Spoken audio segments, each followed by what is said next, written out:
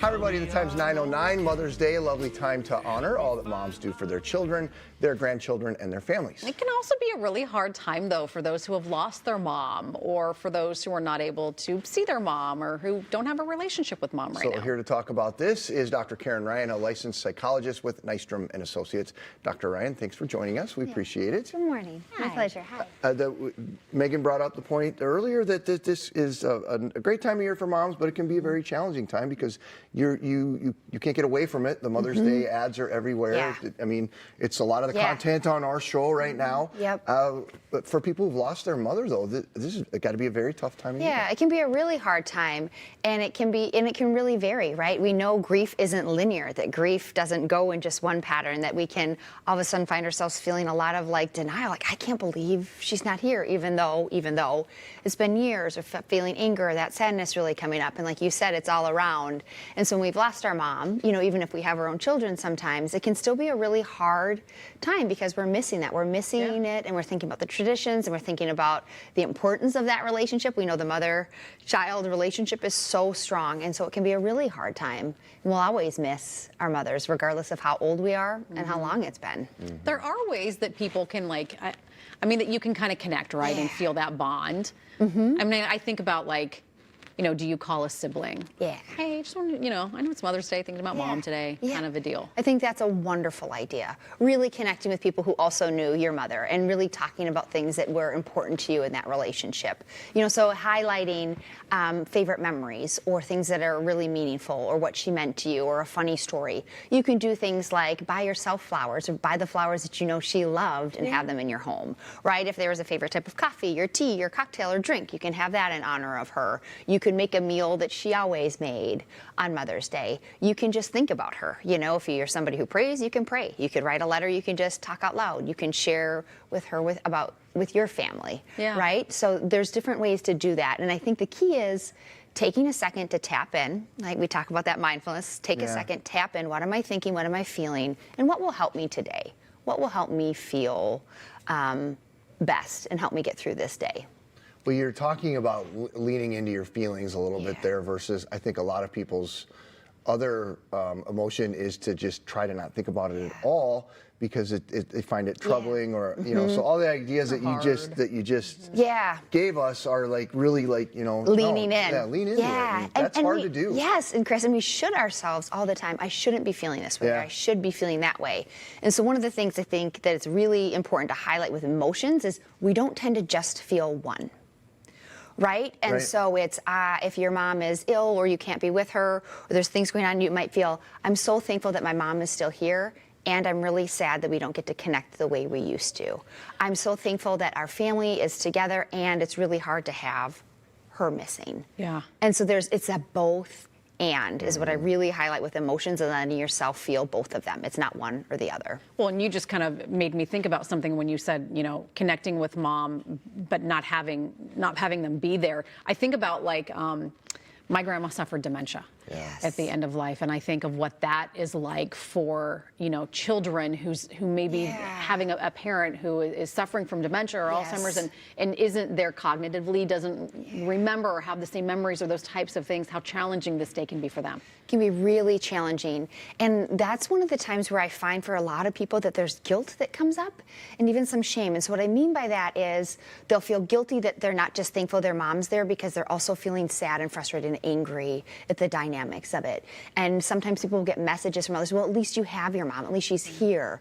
And that always doesn't feel helpful, right? Because that person is thankful that they're there, and it's really hard to tolerate this ambiguity and uncertainty and this ongoing ambiguous loss because my mother is here on earth, and it feels really hard because I can't connect with her and talk with her as I want to, right? What about mom geographically not being here?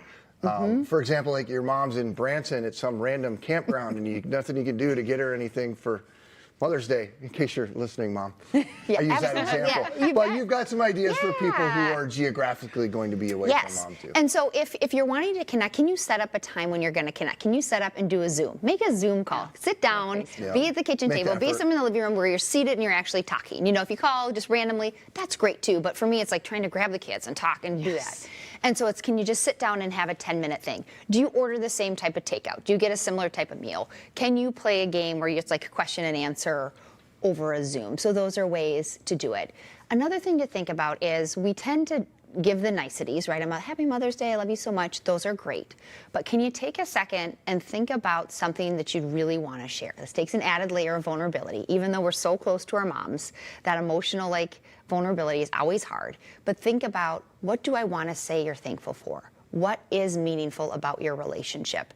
And so even if that distance is there, you can have that real emotional connection by making it sincere on what are you actually thankful for, and what is really special about your dynamics. Or I'm thinking too, just even reliving a memory. Yeah. I remember this from my childhood, and you were such a great mom in this moment. Or I Yes. remember at one point thinking, wow, how lucky I was that you were my mom because of this. Yeah, absolutely. Whether in case you can't get that vulnerable. That's what I was thinking. Or even I was thinking about for myself of how I'm doing laundry all the time and it's always the uniforms are always ready. I never recognized that my mom was always making my laundry be ready. So anytime I went to a sports event or this or that, it was there. And so thank you so much for the millions of loads of laundry that you did. I realize now, that you showed up to every softball game as I'm driving to Waconia tonight. Thank you so much for being there for me. Yeah. Are you really going to Waconia tonight? I am really going to Waconia tonight. Good luck on 494. I also think about relationships where maybe mom and daughter, or son and daughter, are kind of estranged, right? Yes. There's a rift, there's something that's happened, and they're not on speaking terms. And again, another really hard weekend for that. Yes. Yeah, and that's highlighting the ambiguous loss, right? Where it's that person is still here, but it's not healthy for me to have a relationship with them, or there's reasons why we're not in contact right now. And that then can be really hard because people are like, Happy Mother's Day, Happy Mother's Day.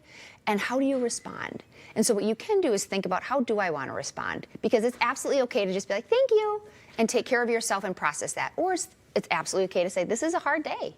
Can I ask you a question? And I know we didn't really talk about this beforehand. No, but absolutely. How do you address someone who's lost a child on Mother's Day?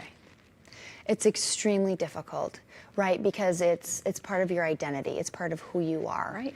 And so You'll it's always a be a really mom. hard, you are always a mom. And so Mother's Day you are celebrating Mother's Day, and you might be intensely grieving on Mother's Day. And so I think that's a time where it's really helpful to think about, what do you need to do?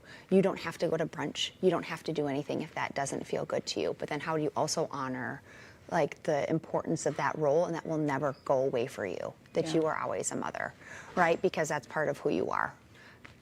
I mean, to me, to jump on Megan's question, I guess, some more, is then it's such a hard, do you want to address that with someone who's lost a child? Do you want to say Happy Mother's Day? Thinking of you. Or do you well, gosh, I don't want to bring it up again to them. Maybe this is their day.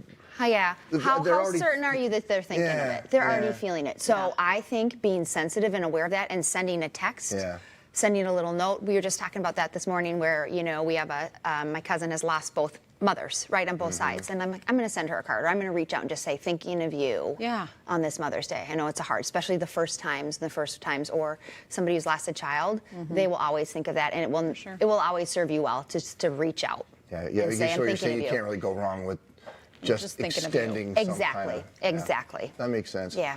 Well, Dr. Ryan, thank you. Yeah, my pleasure. Good luck. Have fun at your softball Happy game Mother's tonight. Day to you. You as well. In Waconia, and good luck on 494.